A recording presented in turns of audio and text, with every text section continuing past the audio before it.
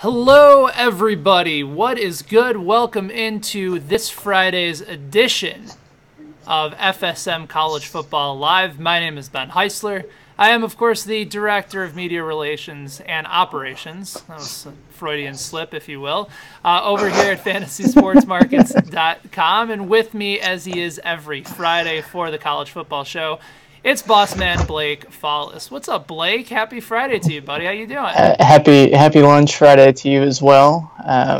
We may later on call me the product placement king, just because I'll be slipping in drinks or something. I've never heard of that place that you just showcased. Spangles? You never heard of Spangles? Maybe it's like a central Kansas is it place. Spangles with a K or Spangles with a G? With a G. Right, hard G. I don't know if I want to eat at a place that's Spankles. Yeah, when I first Combination moved of to... it sounds like ankles being spanked. I don't want to eat there. Yes.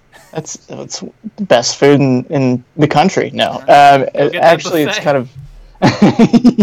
yeah, the Sizzler. No, it was actually...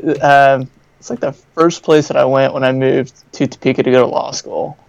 It was just down the street, and they had this weird special. It was like, get a burger, fries, and a drink for $2.99. And they had this little catchphrase. That's amazing.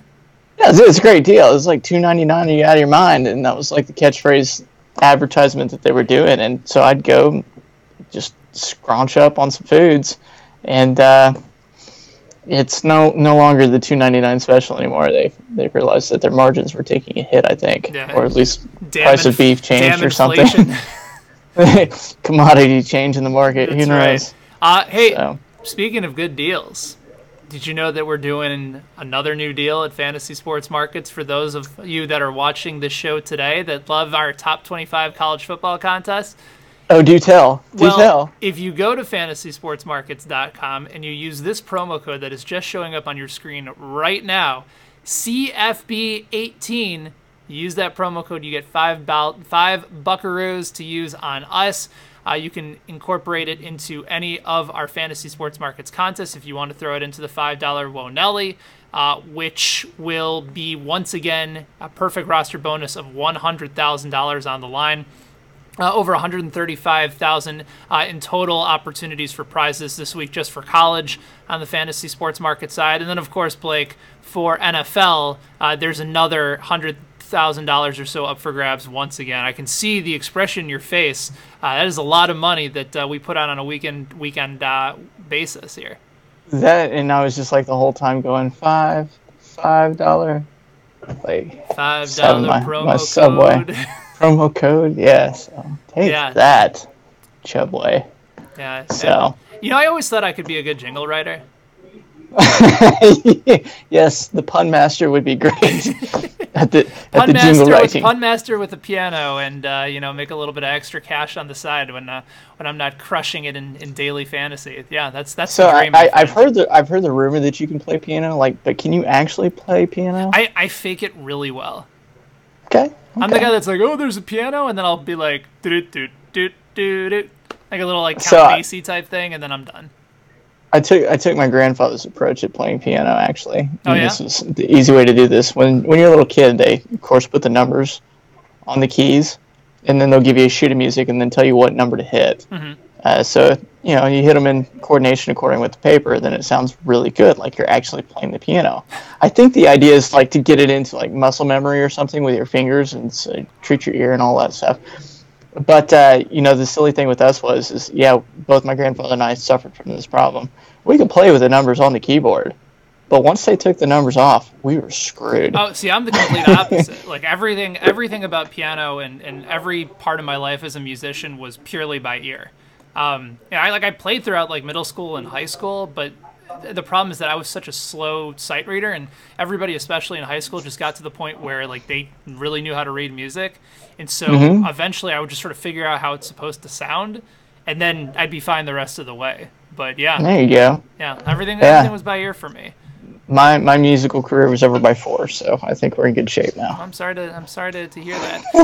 Hopefully your daily fantasy career is not over, because once again you had Another solid week in the Beat Boss Man Blake contest. We do not have it this week, focusing our attention to the $5 Wonelli contest. But let's start at the quarterback spot, where once again, shocker, Mackenzie Milton is right up at the top. UCF is on the road against Memphis at a 3:30 East Coast game.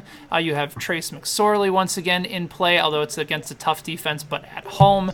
And then Dwayne Haskins coming off a nice big game against Indiana. Most of it really in the second half, though, as they started to pull away from the Hoosiers, who really fought hard and kept that game fairly competitive. But who are you looking at in particular for this week at the quarterback spot for the $5 Wonelli top 25 college football contest on FSM? So my four favorite plays this week, as you mentioned, Mackenzie Milton is a guy that I like. They're at Memphis. Again, 3:30 game and all the fun stuff there. But the key thing that I looked at with this game was looking at Memphis's defense. They are on paper somewhat respectable, but then you go and look who they've played the last 5 games, and it's amazing that they were able to keep in tune with Navy and only lose by 1 point because the other teams that they've played, like Tulane, beat them 40-24. Right. And you're going, huh? It's Tulane, the Green Wave. And so with UCF rolling, just give me Mackenzie Milton all day. He's going to light it up on the scoreboard. I'm tempted to go a little bit on a stack with him, but I'm not quite there yet. Maybe next week I'll go with a full stack on his team. But just for now, him. I like the other 3 guys. Sam Ellinger from Texas, going to Waco to get healthy. Actually, he's going to be in Austin. Waco's coming to him. Do you think there's any opportunity for a bit of a letdown spot for Texas after winning against Oklahoma last week? Historically, yes. This seems to be Texas's major problem. Have a big win in the Red River rivalry, and then just the bed the whole next week, and then sometimes for 2 weeks or longer, depending on how Texas goes. But they no longer have Charlie Strong to guide them through the poop, and now they have possible hope. But I'm still not completely on board. But I don't think that Baylor is anything that's going to give me a major hesitation on defense to draw a lot of concern. I think the issue is going to be on Texas' side for their defense to keep up with Baylor's offense as it's starting to really actually click. So it'll probably be. I mean, it shapes up to be a classic Big 12 shootout. So we'll see what happens. You were on. Go ahead. No, please ask. I was just going to say, are you considering Will Grier at all, considering his frustrating start last week when he seemed like the absolute chalk play of the week? West Virginia is on the road. They're at Iowa State. It is a night game, so no real opportunity for a bit of a letdown there. Do you expect Will Grier to bounce back? I actually do think that's plenty of reason to find a letdown. Playing a night game in Ames is always like the spooky time that they actually get good.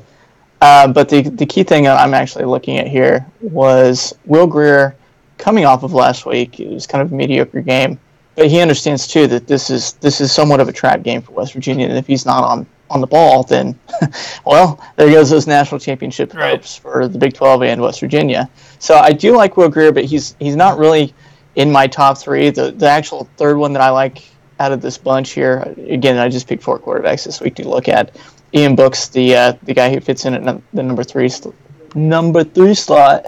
Thank you, Blake. Jumping in against Pitt, and the big thing with that is I'm never a fan of Pitt football, and they surprised me last week playing against Syracuse. It's just one of those fun things. But I think they can have a big week, but they're not going to be a match for Notre Dame and Ian Book. So he does it both through the air and on the ground. One intriguing tournament play. And I think you would probably be the guy with the only opportunity for ownership here. Mizzou goes to Alabama. They are going to be trailing for much of this game. Alabama, occasionally you can throw on. But considering the fact that Locke is a very capable quarterback, game script will certainly favor him throwing the ball all over the place. Could Drew Lock potentially be a garbage time hero this week for top 25 FSM college football action? Yes, he could, and I think you're on point there to go with the fact that he's going to have to throw a lot to try to keep them in that game. The dangerous thing is you're going up against Alabama, and they've got some studs on that team. They've got some athletes. Over under of 74.5 with Alabama favored by 28 points at home. Like, right. You could theoretically do a Tua Tagovailoa stack with Judy, and then run it back with Drew Lock as your other quarterback. You can just game stack this entire game, just knowing that there's going to be plenty of offense on both sides. I think so, and I think the other one that I would actually keep in mind is that Steven Montez with Colorado at USC. I think that's actually a pretty good matchup for him as well. They've got the number one wide receiver right now in the NCAA, at least according to our website, in Laviska Shenault, which everybody should have on their team this week, especially with. And that was the other thing that we talked about off air, was it's pretty tough this week to actually pick teams because of so many other top 25 teams having a bye week. Mm-hmm. And as we get into the bye week settings, it's going to be a little bit easier to, kind of figure out who's going to be a better play than other teams. But when you have really good teams matching up, it's harder to make that pick. So when you get the easy road game, like again with Texas and Baylor, I think that's a pretty easy game to pick with Sam Ehlinger and a couple other players that are pretty decent on that squad. I don't know what I'm saying. I'm talking words in circles. All right, well, then maybe that's as good of a time as any to transition to running backs then. Good segue time to jump into the give me a segue, Ben. I know you're always pretty good at the segues into the running backs. All right, well, we got in some intriguing running backs on the slate this week. Really wasn't much of a transition nonetheless, but you didn't give me a whole lot to work with. So I'll just take it back. Just give it back. As I mentioned before, if you're going to look at Steven Montez, a good stack mate with him and Laviska Shenault would be Trevon McMillan, their running back. Mm-hmm. I agree. I think that's going to be a pretty sweet play. A guy that's actually not on a lot of radars, and I think he may be hunting on ours. In fact, he is. He's listed at the number one running back this week is Darrell Henderson. Yes. And that's Memphis versus UCF. The big thing with this one is he's kind of like Stevie Scott in that he's going to be the workhorse that you're going to give the ball to, and he's going to get his points. With UCF, they may go up rather quickly, and it may change the landscape for them, like Missouri, to be throwing the ball a lot. Mm-hmm. But I think at the beginning, at least in the first half, they're going to be running the ball as much as they can, and if they can control the clock, that gives them a chance to possibly knock off UCF, which have not been beaten forever. Listen to these numbers. Probably since the last time Nebraska won, they haven't been beaten. Listen to these numbers for Darrell Henderson consistently throughout the first 6 games of the season. Week 1, 26.8 FSM points. Week 2 against Navy, 42. The following week, 38.3, 36.2. His low outing of the season was 23.8 on the road at Tulane, and then bounced back with 37 against UConn last week. I think Darrell Henderson is an absolute fixture as a cash game lineup this week. Let me blow your mind a little bit more with his stats. So the game that you mentioned against Navy, to where he had a whole bunch of points. Yeah. He ran the ball 13 times and had 212 yards and 3 touchdowns. Efficient. Last week, it was 14 carries for 174 and 3 touchdowns. Obviously, the dude's going to, if he finds a hole, he's gone. He's averaging, give or take, about 60 yards as far as his long-distance carries. Right. He's rather impressive. If you don't have him on your team this week, well, good luck to you. So I think he's going to be a fixture on that one. One other guy that over the last couple of weeks you've just sort of seen this steady increase. One of the cool things over at Fantasy Sports Markets when you're looking at a player profile is you can see sort of this graph of recent performance, whether it's going up, trending down, sort of plateaued a little bit. And Dexter Williams right now for Notre Dame is trending way, way up consistently. Put up some great numbers against Stanford and then again against Virginia Tech with a 36 spot. Are you going to consider somebody like Dexter Williams with Notre Dame at home against Pittsburgh? I do. I do love me some Dexter Williams this week. And I think he would be a great matchup, especially if you're going to go with the end book as a possible dump-off target. Because if it's a 5-yard dump-off pass, they're still getting points for both parties. You're just going to get more on the PPR scale for Dexter. Dexter Williams there. Yeah, absolutely. I agree with you there. A couple other names that we haven't spoken about yet. Jonathan Taylor, consistent back this year. But Wisconsin has a really tough matchup on the road at Michigan in the ABC night game of the week. I feel like this is probably an easy fade for me just because of how Michigan's defense has gotten better this year. And if you're looking to play somebody to get things going tonight, Jordan Cronkite, is it Cronkite or Cronkwright? I think it's Cronkite. I think we may have a little bit of a Walter error. Yes, I think it's Walter. I think we've just got a South Florida is on the road at Tulsa tonight. Oh, Cronkite. It is Cronkite. Yep. So, and that's another guy where his performance has been consistently going up. Put up 48.2 last week on the road at UMass. So if you're looking to try and get in on the action early, make sure that Cronkite is in your lineups tonight at FSM. And those were really two guys that I liked. I like Darrell Henderson and Cronkite. On the team that you go with, this is, I think, a American. What is it? What league are they in? It's not Conference UC. Yeah, American Athletic. So it's both teams in that realm of doing really well this week as far as running backs go. And it's nice to see those non-Power 5 teams jumping into the mix. But the thing that I really like about him this week is going up against Tulsa. It's at Tulsa. And Tulsa tends to give up a lot of yards on the defense. No doubt. And so they're averaging about 200 yards that they're giving up on defense right now. Again, you had mentioned Jonathan Taylor.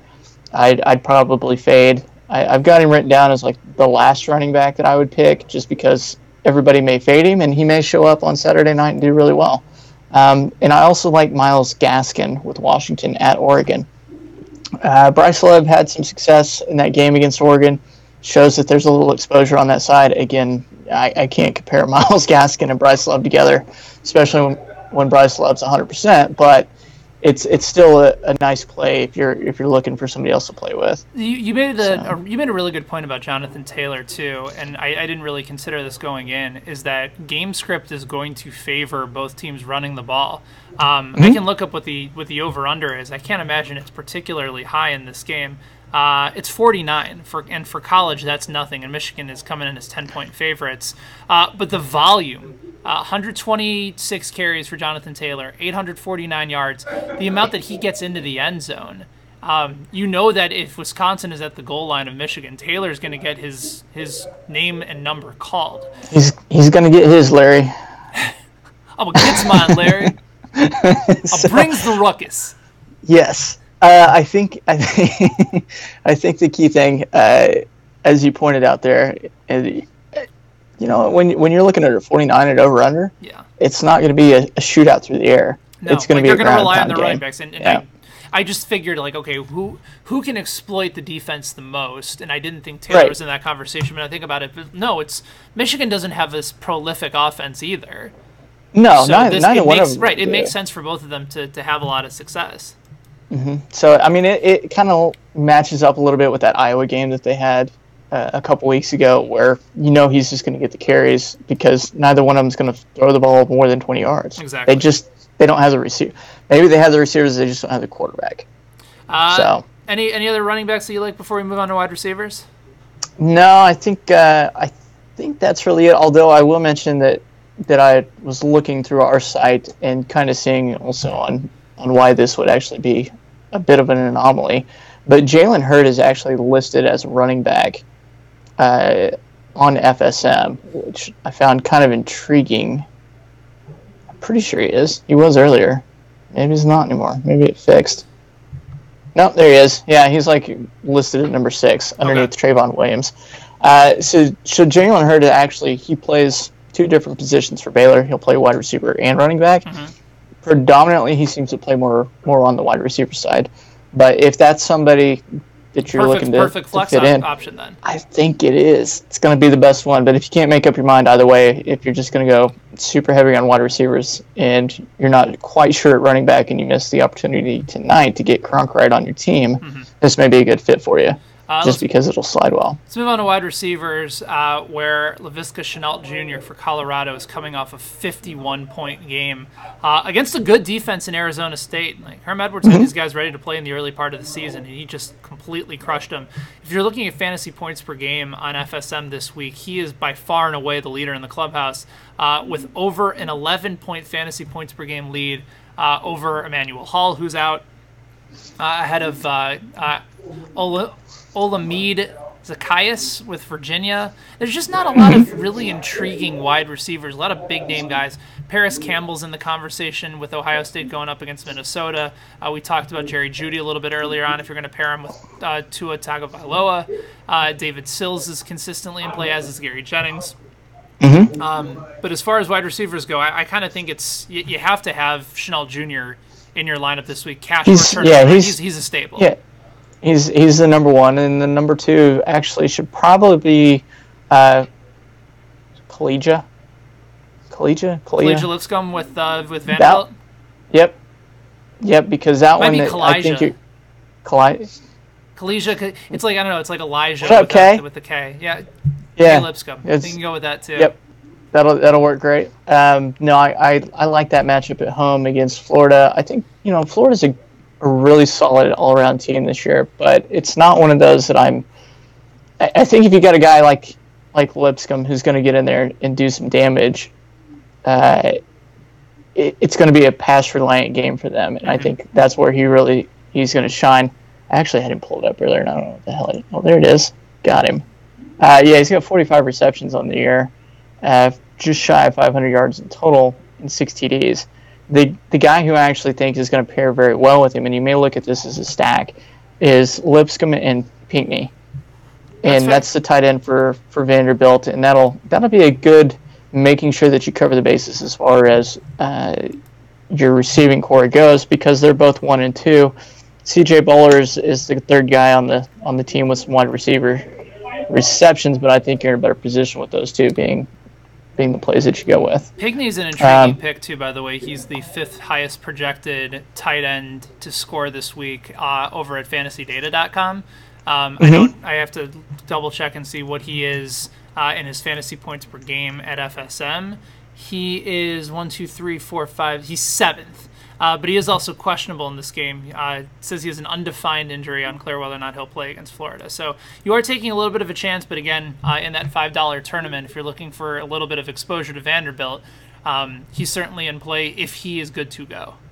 Yeah, I think, I'll come back to tight ends here in a little bit, but outside of that, going back to Lipscomb, I like him a lot. I also like Paris Campbell this week against Minnesota, just because it's Minnesota, they're at home, and it's a really good time for them to do some good damage. And it will also take the heat off of everybody in the second half. I think it's going to be a first half blowout, if anything at all.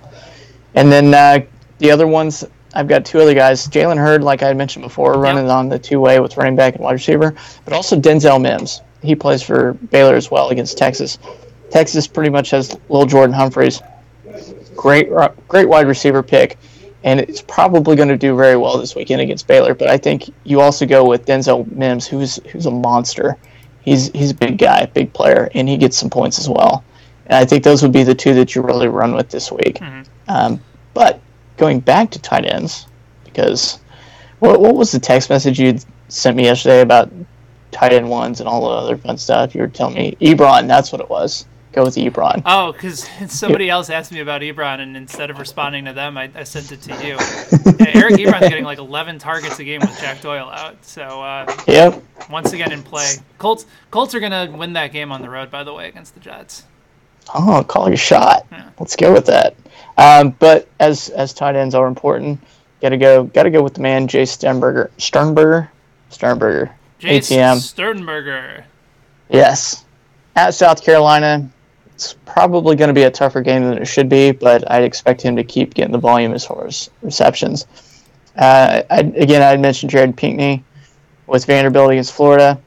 Zach Gentry, I think, is still in play for Michigan, especially with this week's matchup with Wisconsin. I think that's going to be good. On the other side, if you want to go with that game, Jake Ferguson for Wisconsin is a good play to consider. I don't think it's going to be a dynamite play. And Mitchell Wilcox for USF against Tulsa tonight. That'll be a good, solid play. I don't know how else to describe that one, but I think it's going to be a fair one for you if you want to go with that round. But really, the sneaky one that's kind of the guy's listed third on our FSM projection sheet right now based on fantasy points per games, and it's Albert. Please God forgive me, Oak Wugumbunum. We'll have to call in whoever. We'll call your buddies. Yes, call in CDOT to make sure that's correct. Just lifeline that one in there for me. Carrington will know that one for sure. Okay. I can text him now and see if he can get the pronunciation for us before the end of the show. Just on the phone. That would be great. But that matchup against Bama, as you had said before, with Locke playing a lot from behind on the garbage time, that would be a great fixture to put into your lineup. He's got some pretty solid numbers. I think it was 27 receptions that he's had as of late, but he's getting some pretty solid play. Give me those Missouri Tiger numbers. Yeah. Brevin Jordan is once again in play for Miami on the road at Virginia. I know he had a dud in there. I think it was back in week 4 as I'm going and getting up his game log right now. It was against NC State, where he only had 1.4 points, but 24.2, 17.7, 13.1 in 3 of his last 4 games. My guy Irv Smith, the suit store. he's still in there. Yeah, doing very well. 20.3 on the road at Arkansas last week. Probably one of your high floor tight ends for this week as well. If you want to go back to the South Florida stack, Mitchell Wilcox is in play, although his performance has indicated that his numbers are going down a little bit. I was looking at some of the fantasy data projections for both Sternberger and Pinckney, and both of them have outstanding yards per reception numbers. Pinckney's averaging 17.2 yards a catch, Sternberger 14.6. So I like the fact that even though it might be occasionally in limited receptions, both of them are about 4.5 a game, and they are getting volume in yards. They're getting big chunks of yards in their plays down the field. So you want to see that with tight ends, especially when you're playing at FSM, and you also like the fact that they're getting red zone looks and opportunities as well. So I think Sternberger, Irv Smith, Jared Pinckney, all 3 of those are probably my 3 favorites. And then Zach Gentry going up against Wisconsin as well in one of those hard-fought, smash mouth type football games. You can always rely on some sort of a tight end touchdown in one of those games too. Well, somebody's going to find themselves on the back end of a corner, and they're just going to be wide open because everybody forgets about the tight end in the red zone. Right, play action fake at the goal line. Yep. Roll out the tight just end. A little roll out. There he is. Oh my God, he's always right there in that spot. Yeah. And he's always standing by himself for whatever reason. But no, that game's going to be actually one that's going to be, we talked about earlier, especially we going with Higdon and Jonathan Taylor as the expected workhorses of that game when they do decide to do any type of play action or anything. Unlikely that they're going to have a whole lot of wide receiver play going downfield. If it's there, it's there. If it's not, then you'd expect the tight ends to get the yeoman's work on that deal. No doubt. And I think that's where it's going to go. So there you go. You got our plays. Oh, go ahead. What else we got going on this week at FSM and the FSM podcast? So I'm going to throw the promo code back up on the screen for top 25 action. Again, $100,000 plus up for grabs just for college football. Add that up with the NFL games. It's over about $270,000, $280,000 with all of our NFL action. And if you go to fantasysportsmarkets.com right now, if you go to our Major League Baseball page, you will see that there is Survivor contests for the League Championship Series. Well, what is the Survivor contest, you might ask? It's awesome. What is the Survivor contest, Ben? I'm really glad you asked, Blake. Survivor contest at Fantasy Sports Markets is still the fun of daily fantasy, but you are creating the best team for a round of the MLB postseason. In this case, you are choosing between the Dodgers, between the Brewers, and the Boston Red Sox and the Houston Astros. You have between those 4 teams to assemble your best team for the LCS. So if you believe a series is going to go 7 games and the other one's only going to go 4, more likely than not, you should target the series you think is going to go 7 and get the most amount of opportunities for your team to have the best number of points over the course of the length of their entire LCS. I would not be shocked if all of those go 7. They're really even matchups, and I think the Dodgers are certainly the team that has the chance to slow Milwaukee down because they've been the hottest team in the postseason thus far. Hey, the Kansas City Brewers are great. I love me some Kansas City Brewers. By the way, Carrington got back to me. He just said he's just AO. That's not helpful at all. No, I think that's just what they call him, just AO. Right, but that wasn't what I asked. I know it's. When do you ever get what you want from Carrington on what you asked? That's true. It's always a little bit up for debate. I will see him today, 3:45 on the drive on 610 Sports Radio. Come and hang out with us.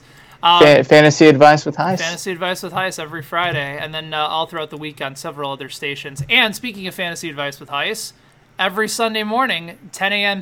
East Coast time, 9 a.m. Central time, right back here on this live stream on Facebook Live, on YouTube Live, on Periscope. It's myself and Justin Fensterman from SiriusXM Fantasy Sports Radio and Fantasy Alarm. An entire hour devoted to getting your lineups right for your contests on fantasy sports markets, on your season-long leagues, and we'll have a promo code for you guys to get in on the NFL action as well. So to answer your question, Blake, we have a lot going on at FSM coming up. Good stuff. Are you ready to gloat? Do I need to give you the 30 seconds of Rockins World that you pulled out the better pick instead of Ridley? You suggested Galladay, and I went with Ridley at Fensterman's. I'm not going to gloat because this is really tough, and I'm probably going to get some stuff wrong every so often too. So this is a very fleeting business. Yes, because my response was yes. Well, he's still faded Tiger. So had to bring that up. Yes, I did. I was giving you the moment to shine. In the Ryder Cup, so I feel pretty good about that too. It's not that. Yeah, good job. Thanks, smart move on the Ryder Cup because the Ryder Cup's still the Ryder Cup. That's fair. He's Blake. Give him a follow on Twitter at Blake Follis. You can follow me at Benny Heiss. And thank you guys for watching FSM College Football Live. Yes. One more thing. Please. Go subscribe, like, review the podcast on iTunes. Yes. All of your anchors, all of the fun places that you're supposed to do. And we would much appreciate it. Yeah, the reviews are huge. It helps other people find the show. This live show, if you didn't get a chance to watch it live, will also be posted as a podcast a little bit later on today, including a Week 6 NFL breakdown with Elliot Christ, one of the sharpest DFS minds in the industry over at the Quant Edge.